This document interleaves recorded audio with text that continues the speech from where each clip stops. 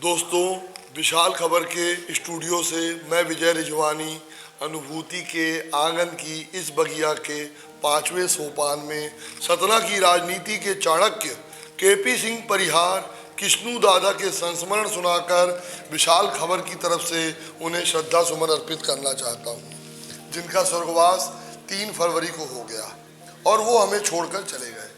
मुझे सुबह जब ये दुखद समाचार मेरे मित्र भैया जी हुचियाई संजय सिंह जी से मिला तो मेरा दिल धक रह गया।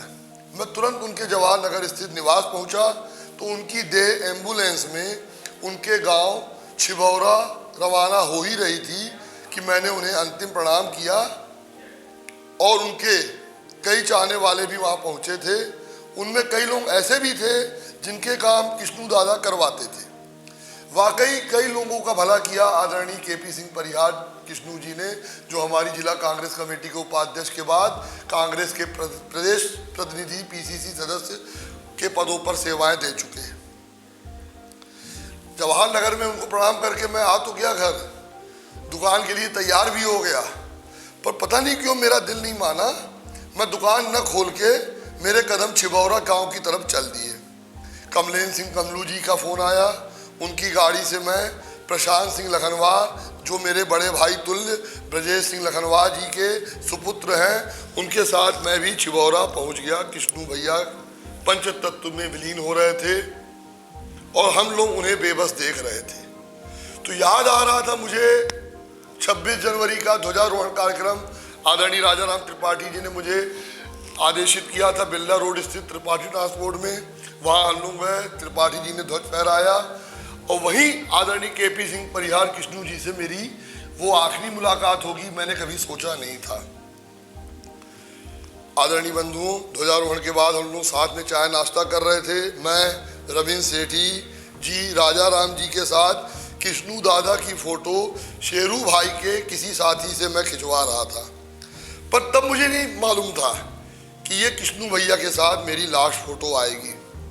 खैर, आया है सो जाएगा, राजा रंग फकीर, या फिर पानी केरा बुलबुला असमानस की जात, देखत ही छुप जाएगा जो तारा प्रभात।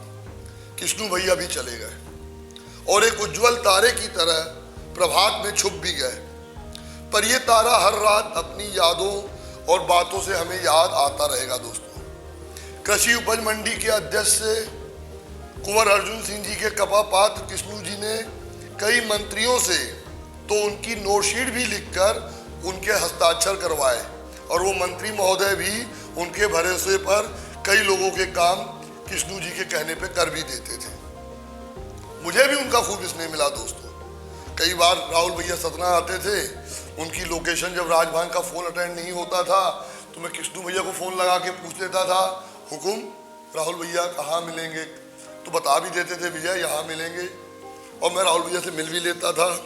और मुझे तो उनका मोबाइल नंबर हटा हुआ था 94 2 51 7 32 32।